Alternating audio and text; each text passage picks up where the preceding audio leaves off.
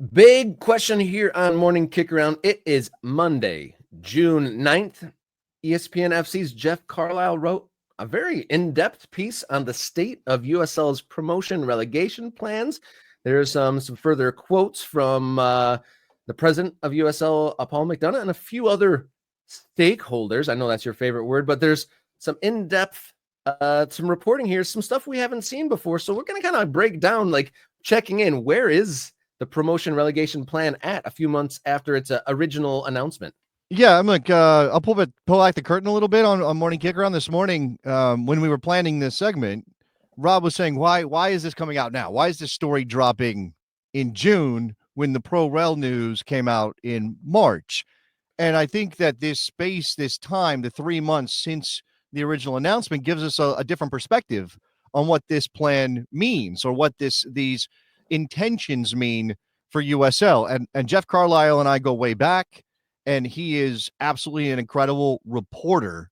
And what he's done here is gathered a bunch of different perspectives on this, which I think is critical. Go read the story on ESPN FC, but I've got some clipped out portions that we should address from this story.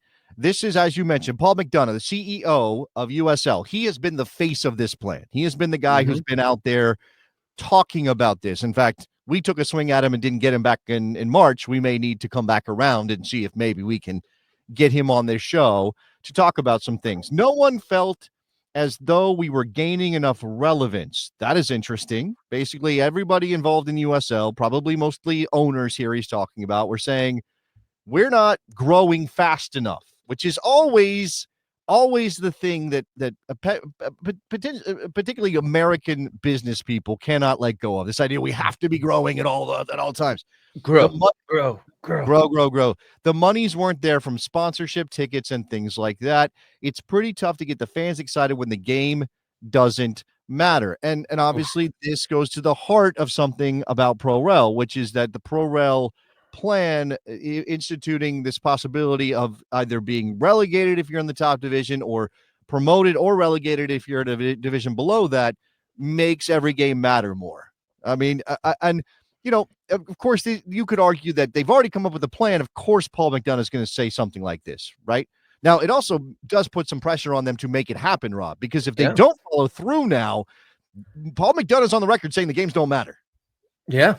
There's not a lot of coming back from that. I know, like, you kind of have to take that within a framework, but that is a hell of a quote to hear from the leader of your league, intimating that as is, the games don't matter. It's just kind of wild. I clipped out this as well. According to a USL spokesperson, among the report's findings, this is a report that the league commissioned, and there's the name of the group that did it. 21st, I think, is something like the 21st is in there. Among the report's findings was that implementing Pro Rel could potentially increase match day and commercial revenues by 15 to 30%. Although the spokesperson noted that, quote, the specific impact will vary depending on a club's position in the pyramid and its operational readiness to capitalize on new opportunities, unquote. So that rise in revenue would primarily be achieved through increased ticket sales and sponsorship. Basically, again, the games matter more. There's more sort of drama baked into any campaign. We'll get more excitement, which means more tickets, which means more sponsorship. This is there's a little bit of underpants gnomes thinking but I mean, I don't have the report in depth, right? I don't have every detail from the report. We only have what Jeff Carlisle is giving us through the people at USL. And I don't know, how much faith do you want to put in this report, Rob, and the 15 to 30%, which is, that's not nothing for these clubs. And we just talked to Mitch about this. This can be a big deal. Yeah, it could be a big deal. And it was interesting to see, just like in writing, I've heard a lot of like intimation, like, oh, this will be great. The surrounding areas, if like a small town team has something to root for, the tide rises all the boats, as that saying goes. But it's interesting to see from a business, granted it's commissioned from the people that want this to happen, but to see actual business revenues projected as a positive from this. I know that we talked about this a little bit before, how business and promotion and relegation weren't necessarily a net positive in the older thinking. That might have just been projected from Major League Soccer and the ownership models of that the jeopardy, reduces their commercial viability. But it's interesting to see from the framing of teams that don't have promotion relegation now that are not Yeah. are considering it, that it might actually be a net positive. And definitely, business leaders want that positive. You want that grow, grow, grow. And there's actually something that people can kind of lean on and, tap the sign like, oh, there's actually projections that this will be a positive thing. So kind of an interesting take. You don't always see the positive on the business sense written out like this. Well, again, yeah, it's a matter of context. It's a matter of sort of what was the position of MLS initially? How have they chosen to grow? What would ProRel do to them now with the structures they already have in place? And then why is that different in USL? And so, by the way, this piece goes in depth on some of the structural elements of USL, which includes the way that, and Mitch talked about this, right? You don't have to buy an expansion franchise through there are different mechanisms for getting involved in USL than there are for Major League Soccer. And that's a major part of this. So here's more from McDonough.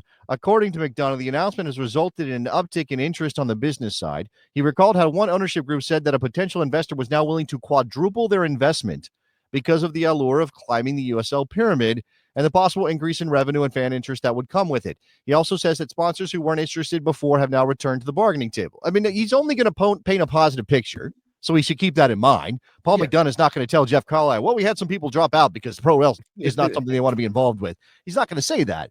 But I do think there is reason to believe there is actual interest. And I will also say that part of this, and give credit to a lot of the ProRel zealots in American soccer.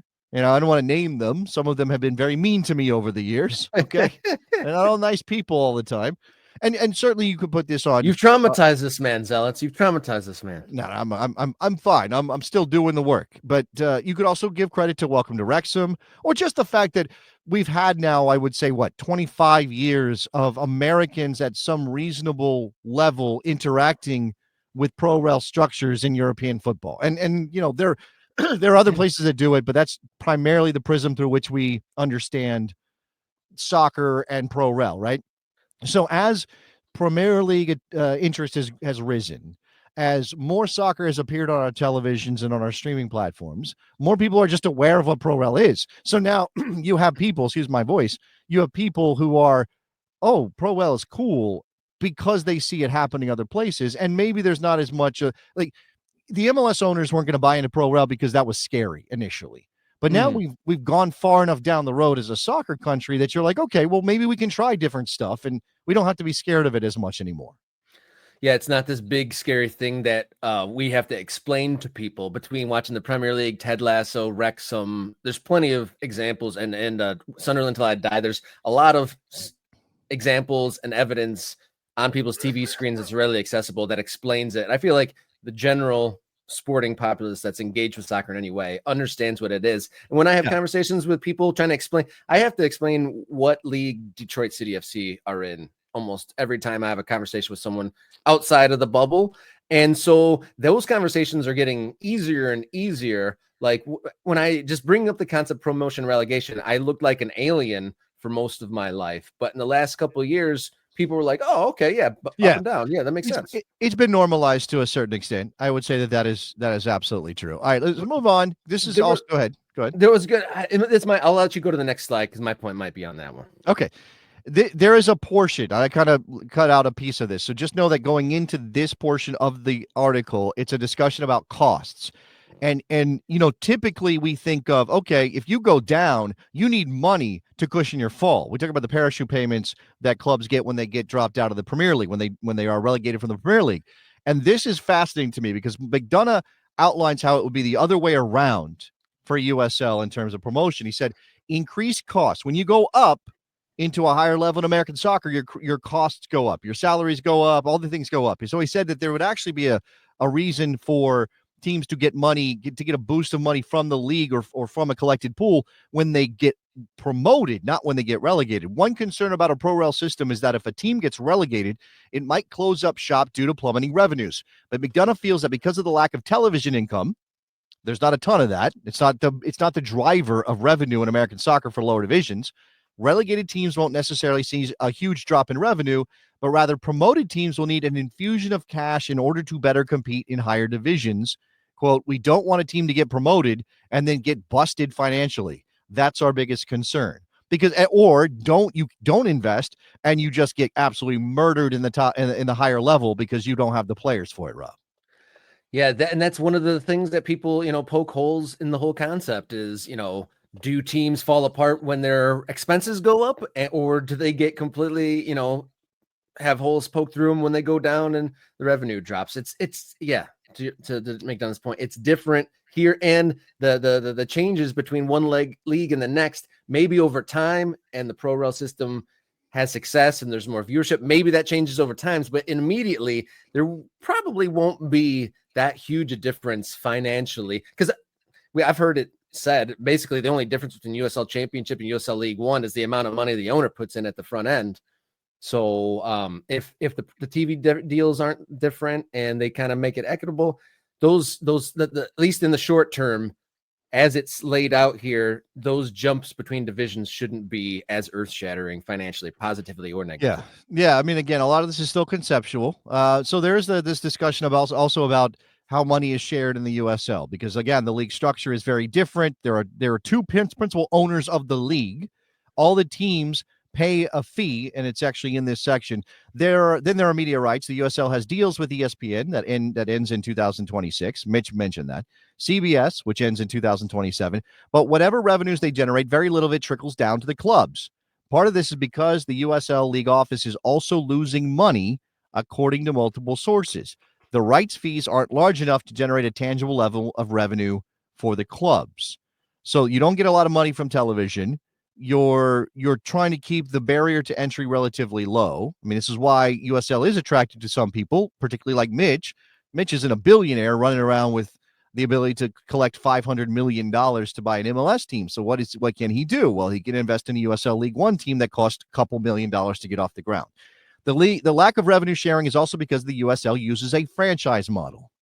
In addition to franchise fees, the teams pay annual fees to the league, the amounts of which go up as you climb the divisions. One source confirmed information in the league's FDDs that the annual fees in the USL Championship is between $250,000 and $287,500. Although, like franchise fees, each team negotiates that amount. Implementing ProRel is unlikely to change that agreement.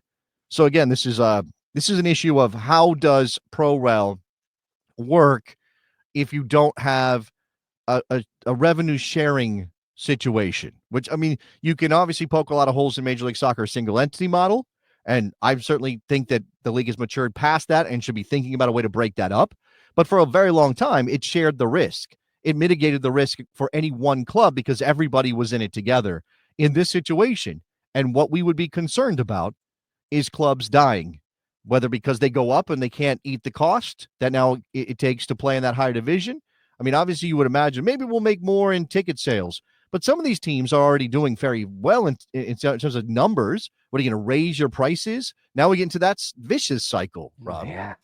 What was the terminology that Mitch from Westchester used for the positive cycle? Virtuous, Rob. A virtuous cycle. That's an interesting one. I'll put that one in the memory bank. So the note I was going to throw in earlier, talking about the familiarity with promotion, relegation, the system on a whole, and for those getting kind of impatient because we want this to happen now, right? But in actuality, this is moving quickly in a sense. So something I pulled from this, that there was a USL league owners meeting in May 23 to discuss ProRel, but everyone said they were not ready and it kind of fell flat. Not a lot of traction at all to the group on the whole, but it took the Rhode Island FC owner, Brett Johnson, who wasn't even a team at that time, still in the precursor. He made a presentation and led to other conversations, which tipped the balance to where USL then decided to take the plunge. So as early or as recently as 2 years ago, promotion relegation system was a non-starter here. And so while we might be getting impatient because we pay attention every single day and some, avid supporters and watchers, want it to happen tomorrow, in 2 years, this went from a non-starter to we're doing it. So it was a positivity there on that outlook to make again, I think a lot of this, and I'm not blaming anybody, I'm not saying this is the wrong response, but I imagine a lot of this was appealing to these owners and these investors sense of we want to be different. Like, what is our path to growth in American soccer? Are we just going to sit in the wake of Major League Soccer and sort of exist in the same general milieu and say, oh, well, you don't have an MLS team next door, come watch USL. It's like minor league soccer, right? They don't want nobody who buys in when there is not already a minor league structure in place. Like, if you buy a minor league baseball team, Rob, you know it's a minor league baseball team, and you know that the economics of that are that you're supposed to have an agreement with a major league club, and they send you players, and then you sell little hats with ice cream in it. That's your economy, right? That's how you make a minor league baseball team work. Soccer does not have any of that stuff pressing down on it. So everybody who buys a soccer team thinks of themselves as Jerry Jones. They think of themselves as as the owner of the New York Yankees, right? This is not, they're not thinking, oh, I just got to live in this little tiny world. They're thinking, I'm a big fish in a small pond, maybe, but I'm still a big fish. And so you're appealing to the egos of everybody involved. Why wouldn't you want to try to take your team wherever they live, wherever you play, up to the top division? And we'll give you a structure for it. I think it makes a lot of sense. Kudos to Jeff Carlisle for digging in, getting a lot more background and details on this matter. And we'll keep on following the story as it progresses. That probably wraps it up for today's segments there, though. Correct me if I'm wrong, Jason, but if you're watching this now, and if you haven't hit subscribe, do so now. You can get on board the grassroots level of the program, ticking our way to 2,500 subscribers. Doesn't cost you anything. Hit the button, hit the bell. Hit the bell. That's a point. So our subscribers to viewer ratio could always go up. So hit that bell. You'll be reminded every time we go live and post a new video. Doesn't cost you a darn thing to subscribe, but if you want to help us more directly, hit that subscribe button, or a membership button rather, become an MK Ultra. With $3.99 a month via YouTube memberships, you can get early access to videos. We make bonus videos for you. You'll get priority commenting on each and every video and access to the Discord, where there's already great conversations going on regarding local soccer, MLS, international men's team, all that and more. So just hit the button there. If you want to maybe support the show outside of YouTube, coffee.com/morningkickaround. You can donate at any amount you'd like, or make your own customized donation plan. Thank you to everyone who's donated on Coffee and become a member. We celebrated our first ever MK Ultra of the week last week. Thank you so much. Who's going to be the MK Ultra this week, Jason? We shall see. A little bit of intrigue, drama. But do something and become the MK Ultra of the week. Thank you to Mitch Brukowitz from Westchester SC. Thank you to producer Jenny for helping us out as always. We will be back live on Wednesday with plenty more to talk about. So until then, everybody, enjoy your soccer.